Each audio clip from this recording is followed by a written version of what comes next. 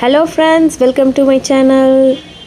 இன்றைக்கி வந்து நம்ம ஒரு டிஃப்ரெண்ட்டான ஸ்டைலில் முட்டை பிரியாணி தான் பார்க்க போகிறோம். இது எப்படி பார்க்கலாம் வாங்க. ஃபஸ்ட்டு நமக்கு தேவையான அளவு முட்டையை எடுத்துக்கலாம். முட்டையை எடுத்து உப்பு, மஞ்சத்தூள், மிளகுத்தூள் போட்டு நல்லா பீட் பண்ணி எடுத்துக்கலாம். இதை வந்து இட்லி குண்டாலேயோ இல்லைனா குக்கர்லேயோ வச்சு ஆவி கட்டிக்கலாம். இட்லி குண்டாவில் ஸ்டீம் பண்ணுறதா இருந்தாலும் பண்ணிக்கலாம். குக்கரில் பண்ணுறதா இருந்தால் ஒரு 3 விசில் விட்டிங்கன்னா கொஞ்சமாக தண்ணி வச்சு நல்லா ஸ்டீம் ஆகி அழகாக வந்துடும். நமக்கு அப்படியே பன்னீர் மாதிரி கேக் மாதிரி கிடைக்கும். சும்மா ஒரு 1/2 கிளாஸ் தண்ணி வச்சுட்டு ஒரு ஸ்டாண்டோ பிளேட்டோ ஏதாவது வச்சுட்டு நம்ம இதை வச்சுட்டு ஒரு 3 விசில் விட்டுட்டோம்னா நல்லா சூப்பராக குக் ஆகிடும் எக்கு. இல்லை நம்ம நார்மலாக இட்லி குண்டாலையும் ஸ்டீம் பண்ணிக்கலாம். அதுக்கப்புறமா தேங்காய், முந்திரி, பட்டை, சோம்பு, லவங்கம், ஏலக்காய் இதெல்லாம் சேர்த்து ஒன்றா பேஸ்ட் பண்ணி தனியாக எடுத்து வச்சுக்கலாம். அதுக்கப்புறம் பச்சை மிளகாய், காரத்துக்கு வந்து நம்ம இதில் பச்சை மிளகாய் தான் யூஸ் பண்ண போகிறோம். இஞ்சி, பூண்டு, பச்சை மிளகா, கொத்தமல்லி, புதினா இது சேர்த்து ஒரு தனி பேஸ்ட்டாக அரைச்சி வச்சுக்கலாம்.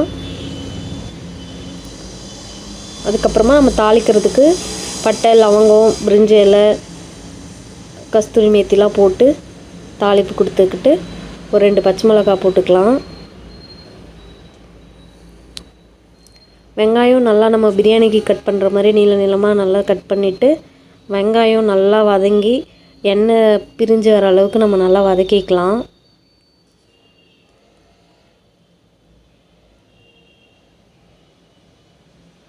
நம்ம இது வந்து டம் போட்டு தான் நம்ம சமைக்க போகிறோம். ஃபஸ்ட்டு ரைஸ் வந்து ஆஃப் குக் பண்ணிக்கணும்.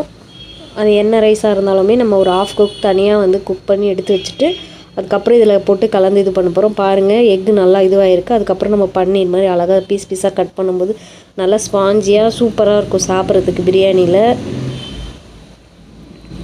கிரேவி கூட நீங்கள் இந்த மாதிரி ட்ரை பண்ணி பாருங்கள், செம்மையாக இருக்கும். எக் கிரேவி பண்ணும்போது வெங்காயம் வந்து நல்லா வதங்கினதுக்கப்புறமா நம்ம தக்காளி ஆட் பண்ணிக்கலாம். தக்காளியும் நல்லா வதங்கிட்டதுக்கப்புறம் நல்லா எண்ணெய் பிரிஞ்சு வர அளவுக்கு நம்ம வதக்கிக்கலாம். மஞ்சள் தூள் கொஞ்சம் போட்டுட்டு நம்ம இதில் மிளகாத்தூள் போட போகிறதில்ல, ஏன்னா நம்ம பச்சை மிளகா காரம் தான் இதில் ஆட் பண்ணியிருக்கோம். தேவையான அளவுக்கு பச்சை மிளகா ஆட் பண்ணி காரம் மிக்சியில் கிரைண்ட் பண்ணிக்கலாம். மஞ்சத்தூள், உப்புத்தூளும் போட்டு நல்லா வதக்கிட்டு பச்சை மிளகா, இஞ்சி பூண்டு பேஸ்ட்டெல்லாம் அரைச்சோம் பார்த்தீங்களா, புதினா தலை, கொத்தமல்லி தலை அதை ஃபஸ்ட்டு ஆட் பண்ணி மிக்ஸ் பண்ணி விட்டுடலாம்.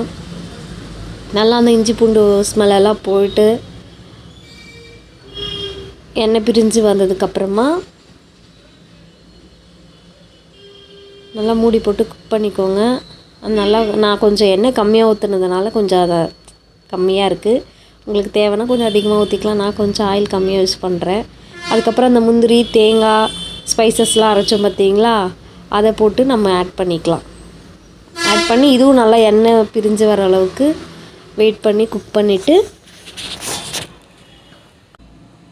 தேவையான அளவு உப்பு போட்டுக்கலாம். இந்த ஸ்டேஜில் நம்ம அந்த கட் பண்ணி வச்சுருக்க முட்டையை ஆட் பண்ணிக்கலாம். நம்ம நல்லா பன்னீர் மாதிரி கட் பண்ணி வச்சுருக்கோம் பார்த்தீங்களா, அந்த முட்டையை ஆட் பண்ணிக்கலாம். ரைஸும் வந்து நம்ம 3/4 பாதம் வடித்து ஆற வச்சுருக்கோம்.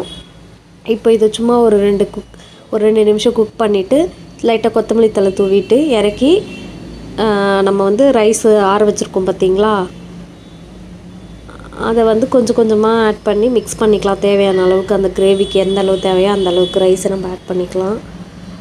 டேஸ்ட் வந்து சூப்பராக இருக்கும். அந்த தேங்காயோட ஃப்ளேவரும் அந்த முந்திரியோட ஃப்ளேவரு, மசாலா எல்லாமே நல்லா இறங்கி நல்லாயிருக்கும். இந்த வந்து நல்லா இந்த மாதிரி மிக்ஸ் பண்ணிவிட்டு ஒரு 5 minutes to 10 minutes லோ ஃப்ளேமில் டம் போட்டு மேலே ஒரு வெயிட் வச்சுட்டிங்கன்னா நல்லா உள்ள இதுவாகிட்டு அதுக்கப்புறம் ஒரு 5 minutes கழித்து நம்ம சாப்பிடும்போது செம்மையான டேஸ்ட்லேயும் ஒரு ஃப்ளேவர்லேயும் நல்லாயிருக்கும். அது சாப்பிட்றதுக்கு நல்லாயிருக்கும்.